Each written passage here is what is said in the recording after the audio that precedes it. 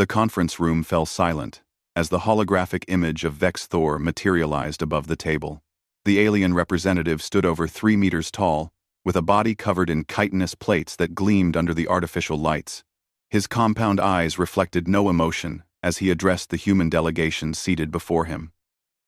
Captain Jake Morrison felt his jaw tighten as he watched the creature that had just delivered humanity's death sentence.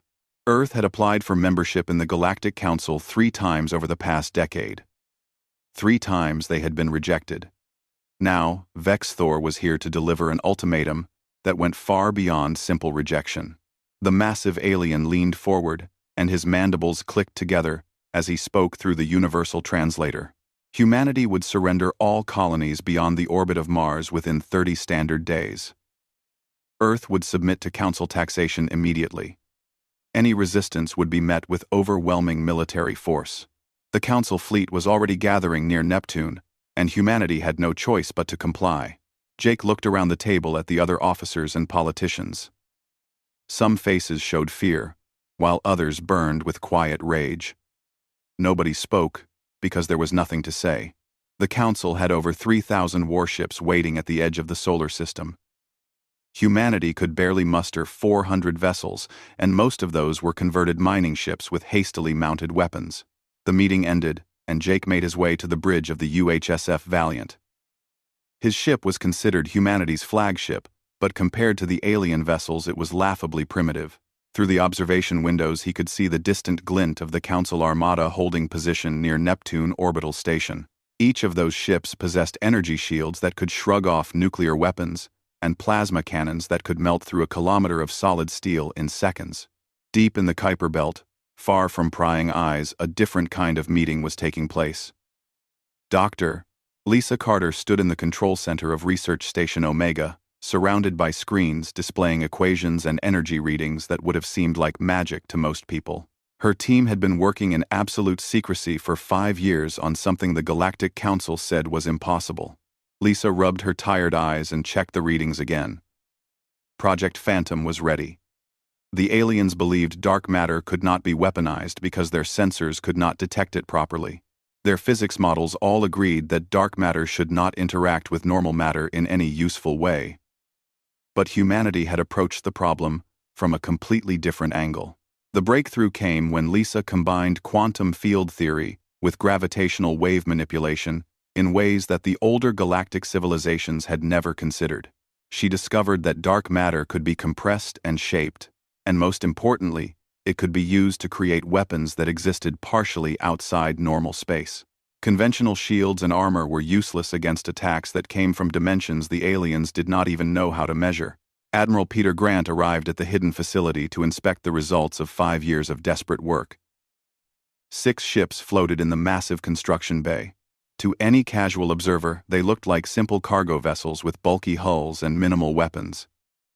But inside each hull was a dark matter reactor that bent the laws of physics in ways that should not be possible. The Admiral walked along the observation platform with Lisa at his side. She explained that each ship could phase shift partially out of normal space, making conventional weapons pass right through them. Their dark matter torpedoes would ignore energy shields completely, because to those weapons the shields simply did not exist in the same dimensional space. The ships could track targets through gravitational signatures alone, meaning there was nowhere for an enemy to hide. Peter listened carefully and asked the question that had been bothering him since the project began. What were the risks? Lisa did not hesitate to answer. The dark matter reactors were unstable, and there was a real chance one might breach during combat. If that happened, the ship and everything around it would be pulled into a temporary rift in space that would tear apart anything caught in its radius. They were building weapons they did not fully understand, and using them in combat was a massive gamble. But they had no choice. The deadline was approaching fast. Jake Morrison received new orders that surprised him. He was to take the Valiant and the human defense fleet to a position between Earth and the Council armada. They would make a show of force to buy time. It was a suicide mission dressed up in fancy words. 400 human ships against 3,000 alien vessels. The math was simple and brutal. As the human fleet moved into position, Jake could not help but wonder if there was some secret plan he was not aware of. High Command was acting strange, and there were rumors of classified projects and hidden weapons. But rumors would not save them when the Council fleet opened fire. Vex Thor broadcast a message across all human communication channels as the deadline entered its final hours. His translated voice was cold and mechanical as he demanded immediate surrender. Humanity had 1 hour to respond, or the Council would begin bombardment of Earth's orbital stations. After that, they would target the surface. On the bridge of the Valiant, Jake's communication officer reported that Admiral Grant was transmitting a reply. The entire crew listened as their commander's voice came through the speakers. The Admiral's words were simple and defiant. Humanity rejected the Council's demands. Earth would not surrender and would not submit to alien tyranny. If the Council wanted humanity's colonies, they would have to take them by force.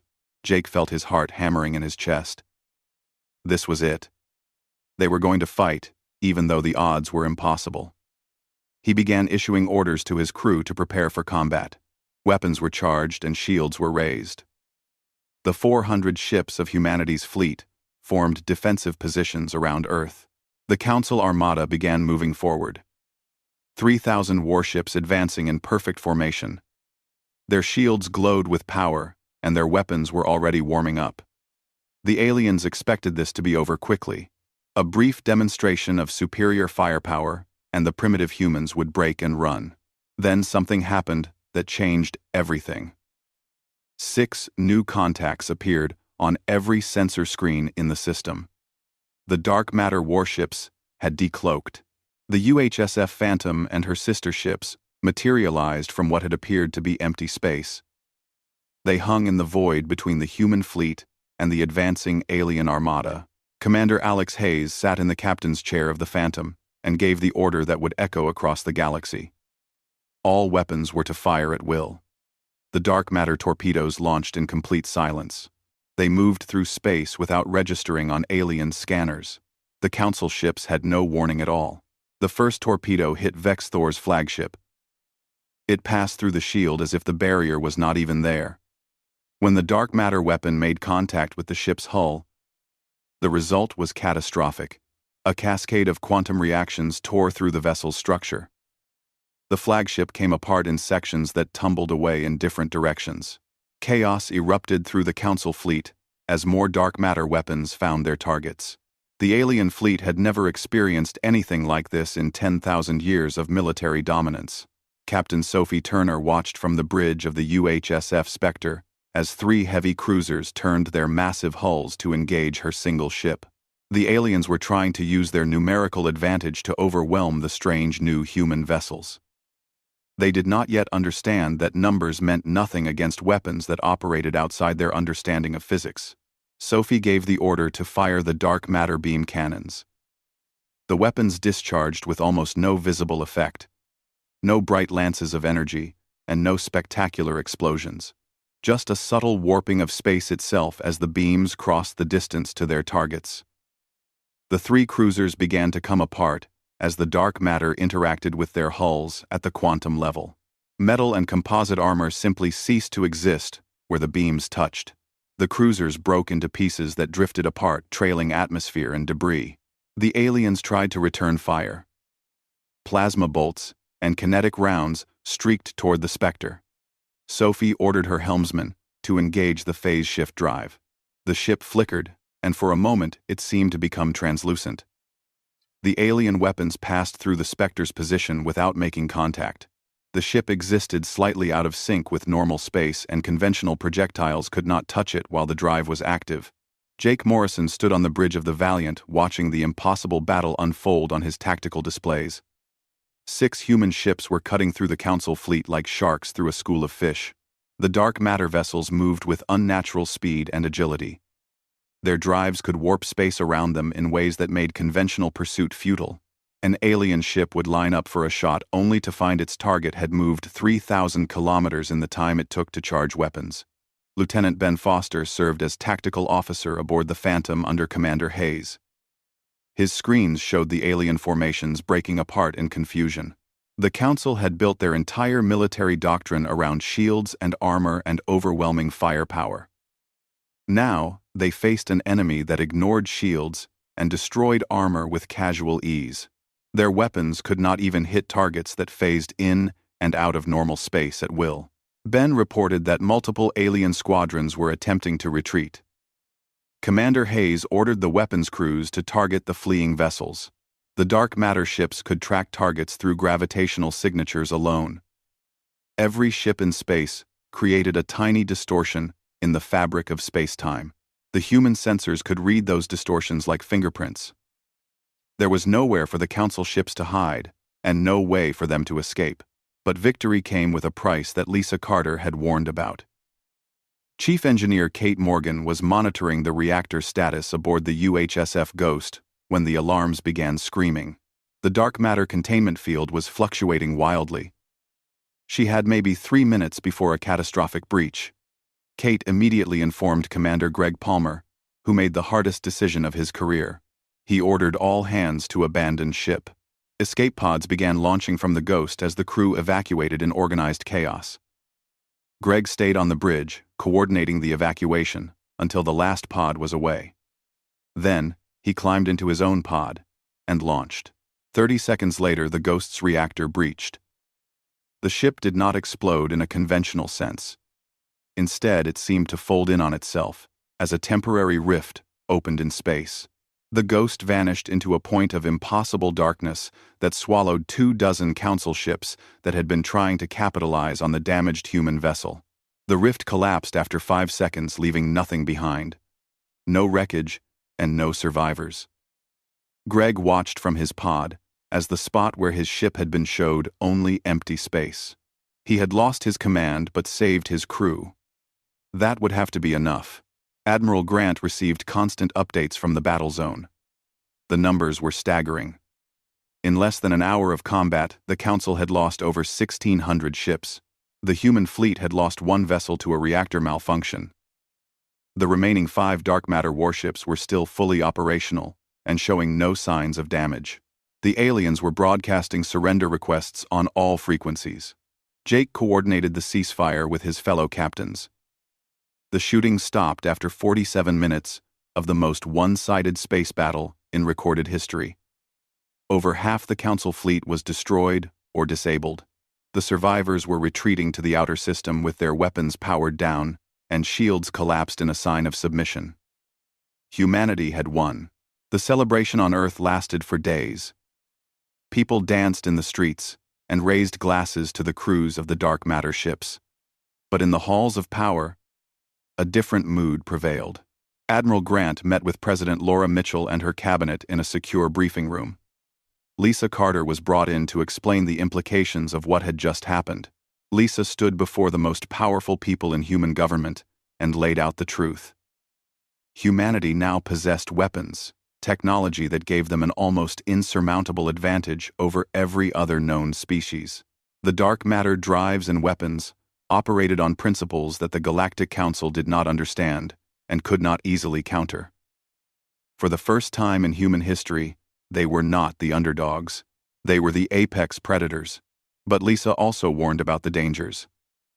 The technology was barely controlled, and scaling up production too quickly could lead to disasters worse than the Ghost incident. Dark matter had to be harvested from specific regions of space where it naturally concentrated. The process was slow and dangerous. They could not simply build hundreds of these ships overnight. President Mitchell asked the question everyone was thinking. What would the Council do now? They had been humiliated by a species they considered primitive. Would they accept defeat, or would they come back with everything they had? The answer came faster than anyone expected. Diplomatic channels that had been silent for years suddenly lit up with incoming messages. Species that had ignored humanity's requests for contact now desperately wanted to talk. The Zenari Collective sent an envoy named Kellen, who arrived within a week of the battle. He was a tall, graceful being with silver skin and large dark eyes.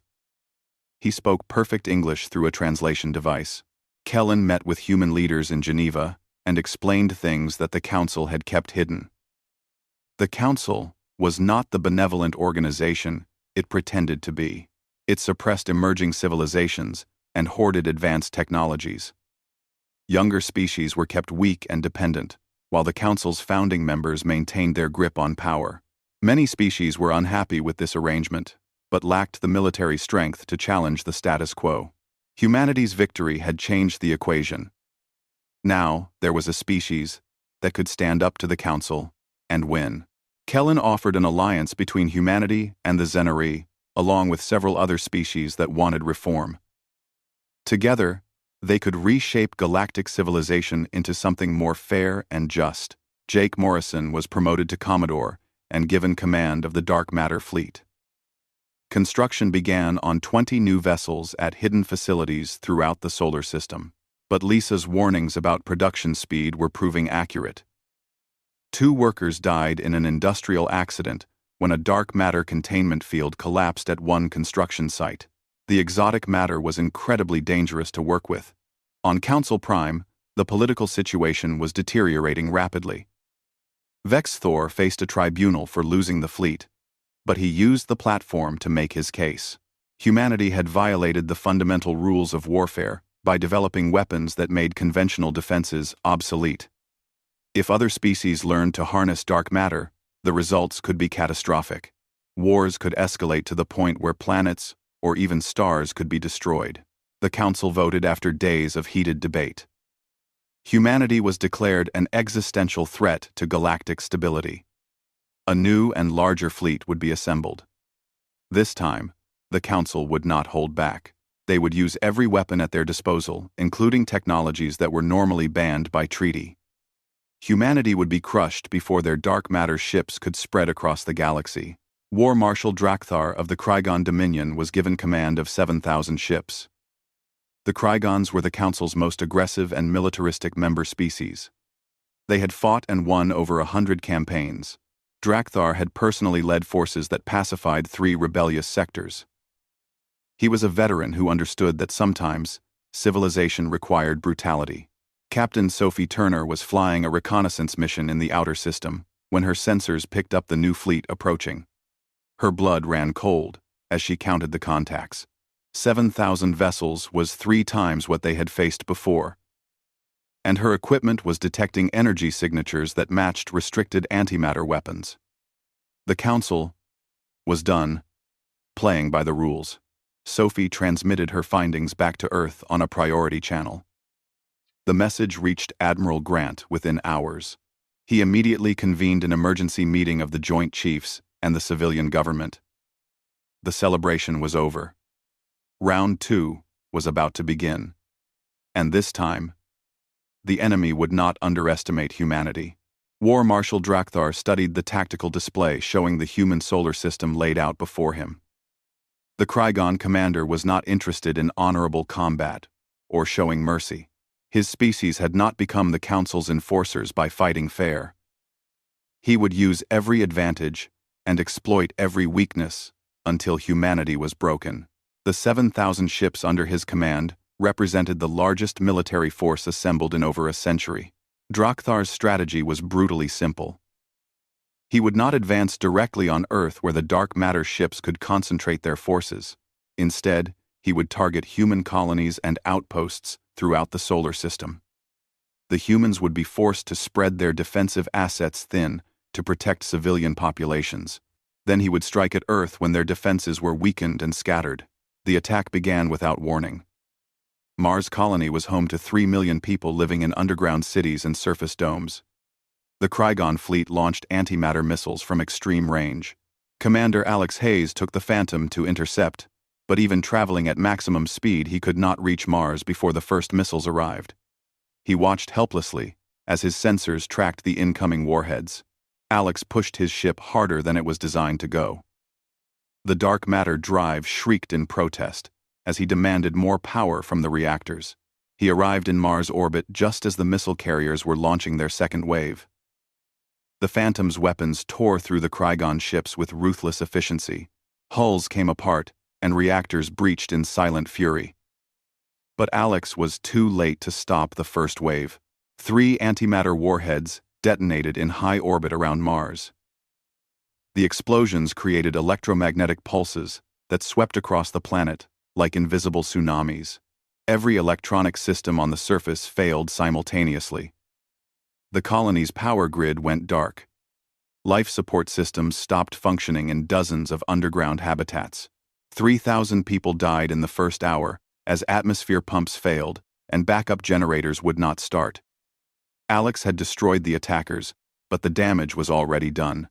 At Titan Station, Sophie Turner faced a different kind of nightmare.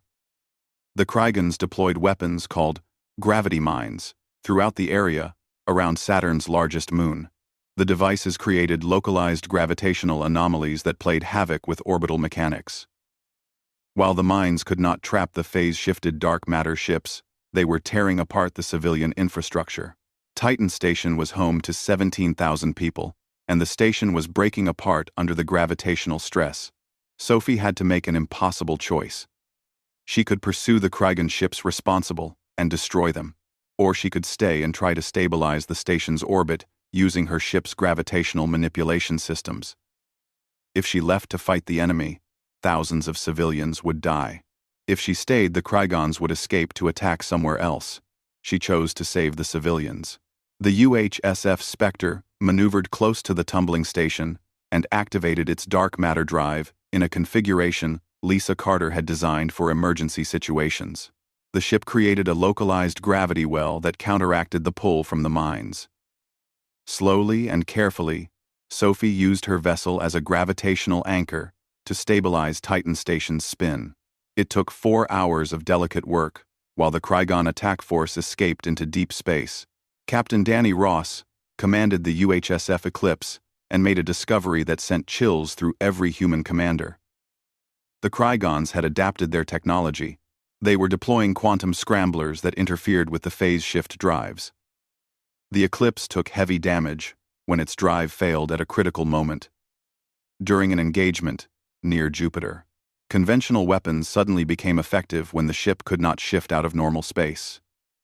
Danny barely escaped back to Earth orbit, with his hull breached in 6 places and a quarter of his crew dead. Admiral Grant realized what was happening. The enemy was executing a strategy designed to exhaust the dark matter fleet. With only 5 operational ships, humanity could not defend everywhere at once. The Krygans were forcing the defenders to spread out and react to attacks across the entire solar system while the main Krygan fleet positioned itself for a decisive strike against Earth. The admiral made a decision that sparked fierce debate among the civilian leadership. He ordered the evacuation of all outer colonies.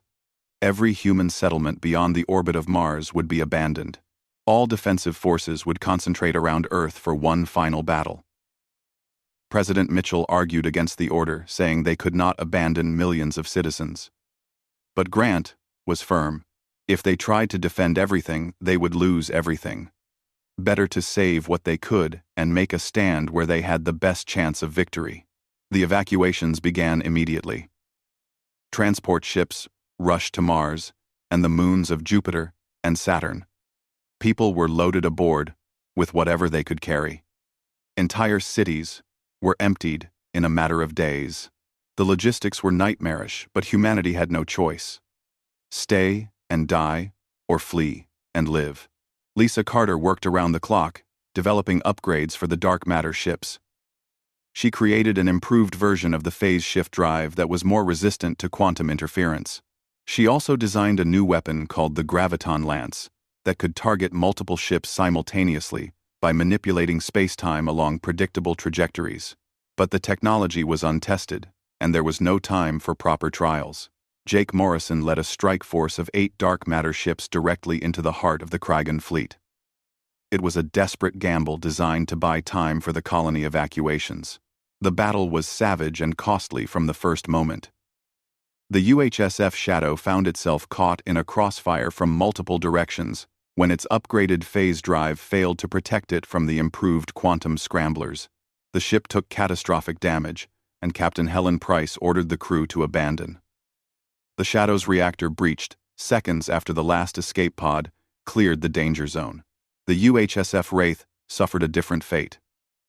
Commander Larry Scott pushed his ship too hard, trying to cover the Shadow's evacuation. The dark matter reactor went critical and could not be stabilized. Larry had no choice but to scuttle the ship. He set the reactor to overload and evacuated his crew. The Wraith detonated like a miniature supernova, taking 40 Krygon vessels with it in an expanding sphere of exotic radiation. But the human crews were fighting with a ferocity that surprised even the veteran Krygon warriors. Lieutenant Ben Foster had been transferred to the newly commissioned UHSF Reaper after his tour on the Phantom. He was now the tactical officer under Captain Nicole Hayes. During a desperate engagement near the asteroid belt, Ben identified a weakness in the Krygon formation. If they fired dark matter torpedoes at precisely calculated points, they could trigger a cascading reaction through the enemy ships. Nicole trusted her officer's calculations and gave the order to fire. The torpedoes struck their targets, and the dark matter began spreading from ship to ship through the tightly packed Krygon formation. The effect was like dominoes falling. 200 enemy vessels were caught in the expanding field of quantum annihilation. Hulls dissolved, and reactors breached in a chain reaction that lasted almost 30 seconds. When it was over, an entire Krygon battle group had ceased to exist. Jake's strike force retreated back toward Earth, having accomplished their mission. They had bought 3 additional days for the evacuations to continue. But the cost was high. 2 ships lost, and 3 more damaged. The Eclipse was still undergoing repairs and might not be ready for the final battle. Humanity was down to 11 operational dark matter vessels. War Marshal Drakthar watched the human retreat with satisfaction. They had fought well, but they were exhausted and depleted. Now, he would deliver the killing blow. He ordered his remaining 5,000 ships to move into Earth orbit.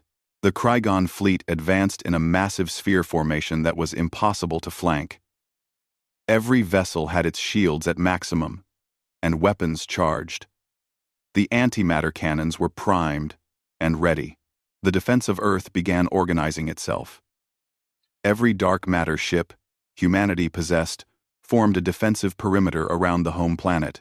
Jake coordinated with his fellow commanders, while Admiral Grant directed overall strategy from the UHSF Valiant.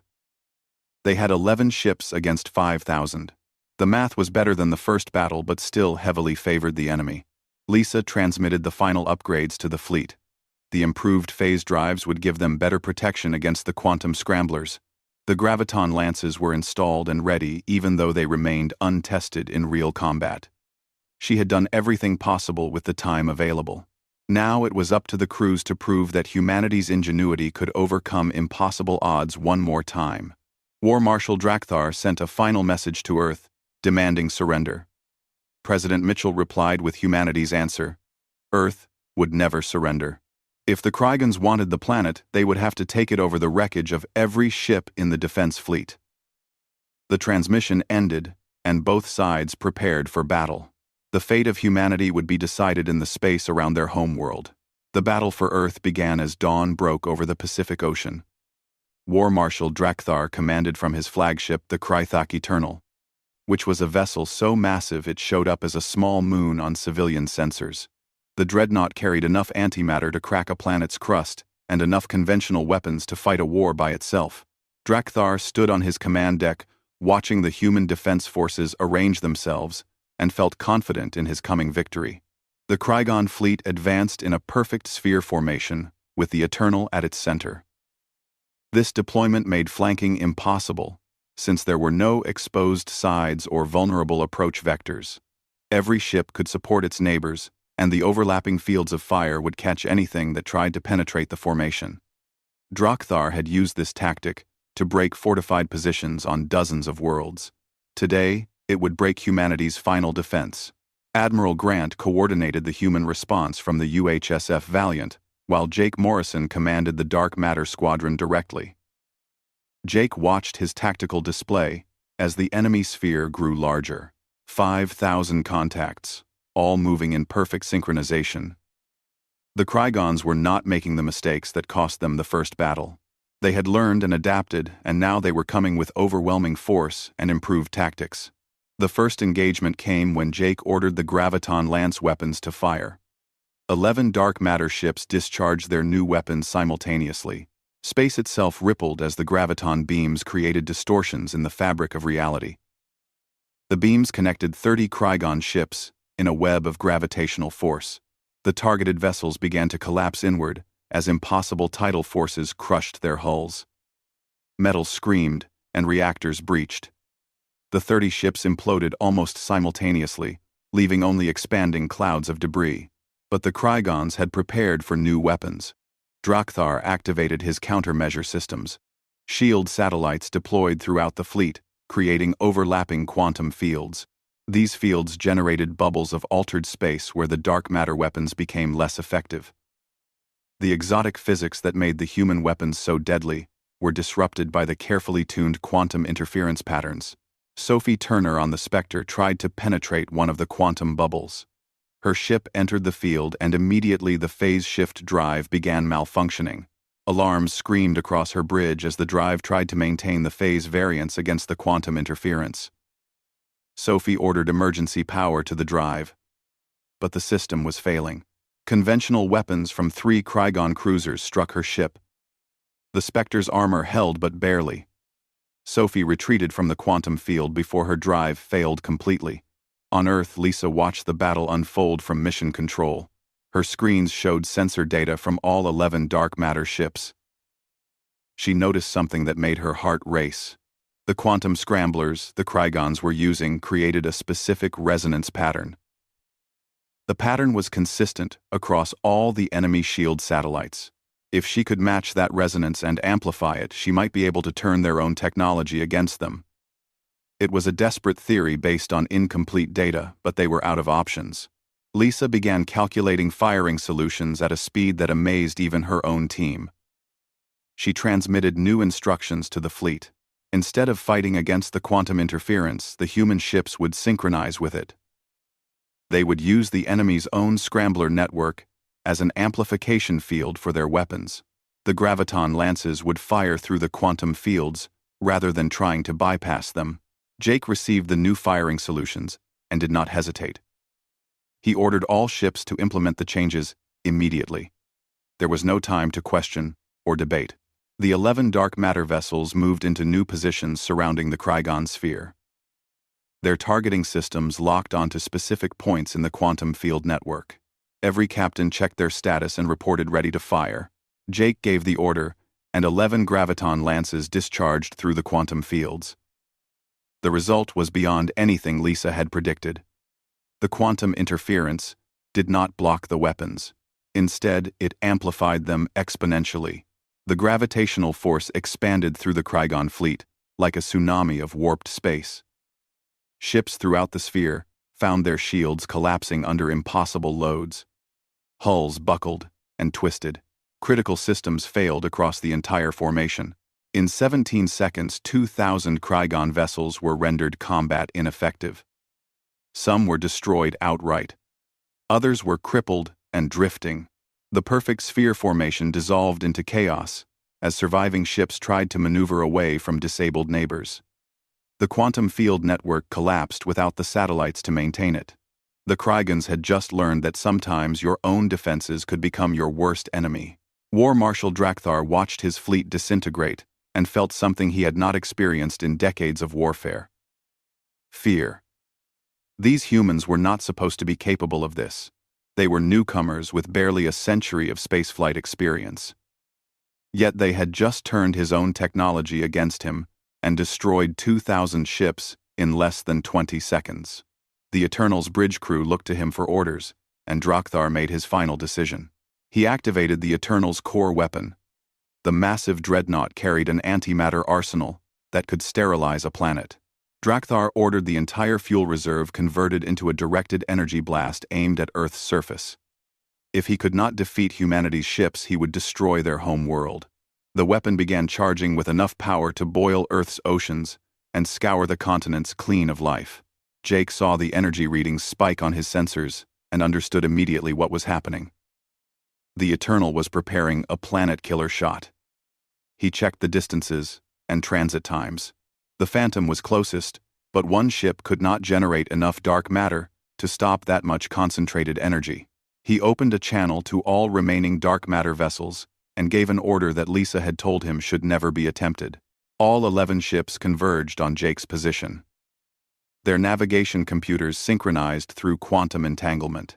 The dark matter reactors began operating in perfect harmony, creating a linked field between all the vessels.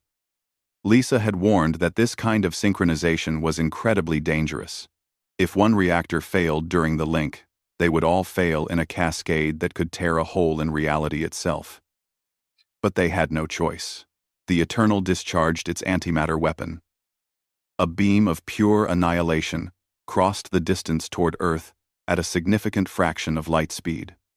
The linked dark matter field intercepted the blast. For 3 seconds, the two forces balanced perfectly. Space-time itself groaned under the impossible stress. Reality seemed to flicker, as dimensions that should not interact pushed against each other. Jake felt his ship shaking and heard metal screaming. Warning lights covered every console on the Phantom's bridge. Jake gave the order to invert the field polarity. The dark matter barrier did not just absorb the antimatter blast. It reflected the energy back toward its source, but the exotic physics of the interaction multiplied the force by orders of magnitude. The returned blast carried 10 times the power of the original weapon. The Krethok Eternal vanished in a flash of light visible from Earth's surface. The massive dreadnought simply ceased to exist. The reflected energy continued, expanding outward in a sphere that caught every Krigon ship within 100,000 kilometers. Shields overloaded, and hulls melted. Some vessels were destroyed instantly. Others were disabled with their crews dead from radiation exposure. In 5 seconds, the heart of the Krigon fleet had been ripped out. The surviving enemy ships broke formation and fled. Their commander was dead, and their most powerful vessels were gone. The remaining 3,000 Krigon ships retreated to the outer system, broadcasting surrender on all frequencies. The battle was over, and humanity had won again, but at terrible cost. Jake took stock of the damage. The linked dark matter field had burned out 3 reactors. The UHSF Reaper was adrift and would need to be towed back to dock. The Eclipse had suffered additional damage when a piece of debris struck during the final engagement. Every ship in the fleet needed repairs, and every crew was exhausted. They had won, but the victory felt hollow when Jake thought about all the people who had died in the colonies and stations that could not be saved. Admiral Grant addressed the fleet from the Valiant. He thanked every crew member for their courage and sacrifice. Earth survived because they had stood against impossible odds and refused to break. Humanity had proven it deserved a place in the galaxy, not as subjects but as equals. The transmission ended and Jake sat in his captain's chair, feeling the weight of everything they had accomplished and everything it had cost. The week following the battle brought changes that nobody had anticipated. The Galactic Council found itself in a political crisis unlike anything in its 10,000-year history. 2 major military campaigns against humanity had failed catastrophically. Over 4,000 council ships destroyed, and 2 of their most powerful commanders dead. The younger species within the council began demanding answers and reforms, while the old guard scrambled to maintain control of a situation spiraling beyond their grasp. On Earth, the mood was complex. There was relief that the fighting had stopped, but also grief for the thousands who died in the colony attacks. The outer settlements had been evacuated, but not everyone made it out. Mars colony would take years to fully rebuild. Titan Station was saved, but dozens of smaller outposts were simply gone. Victory came with a price that would be felt for generations. President Mitchell received a formal communication from Council Prime requesting immediate peace negotiations. The message was very different in tone from the ultimatums that Vex Thor had delivered. The Council was offering humanity full membership with a permanent seat in the ruling assembly. They would recognize all human territorial claims and provide access to galactic trade networks. But there was one significant condition attached to the offer. Humanity would need to share the dark matter technology with the Council. The reasoning was presented as promoting galactic stability. If humanity maintained a monopoly on such powerful weapons, it would create an imbalance that could lead to more conflicts. Other species would feel threatened and might take desperate actions. Sharing the technology would level the playing field and ensure lasting peace through mutual deterrence. The debate within human government was fierce and went on for days. Admiral Grant argued strongly against sharing the technology. The dark matter weapons were the only thing keeping humanity safe from species that had shown they were willing to use overwhelming force. Give away that advantage, and Earth would be vulnerable again. Lisa Carter agreed with the Admiral on practical grounds. The technology was dangerous, and not every species would use it responsibly. There were fundamental physics problems that needed to be solved before dark matter manipulation could be considered safe. But others pointed out that trying to maintain a monopoly would guarantee more wars. The Council would eventually develop their own version of the technology, or find ways to counter it. Other species would see humanity as a threat that needed to be eliminated before it became too powerful. The galaxy would unite against Earth, and no amount of dark matter weapons could win against those odds. Jake Morrison was called to testify before a joint session of the Global Parliament. He stood in the Great Hall in Geneva and spoke about what he had seen. The battles had been won through a combination of superior technology and desperate courage. But he had also seen how easily things could have gone wrong. The Ghost had been destroyed by a reactor malfunction. The linked field maneuver that saved Earth could have torn a permanent hole in reality if the synchronization had failed. They were using weapons they barely understood and pretending they had complete control. Kellen, the Zanari ambassador, offered a compromise during a private meeting with human leaders. Instead of simply giving the technology to the Council, they could establish a joint research facility. Multiple species would work together to study dark matter manipulation under strict safety protocols and oversight.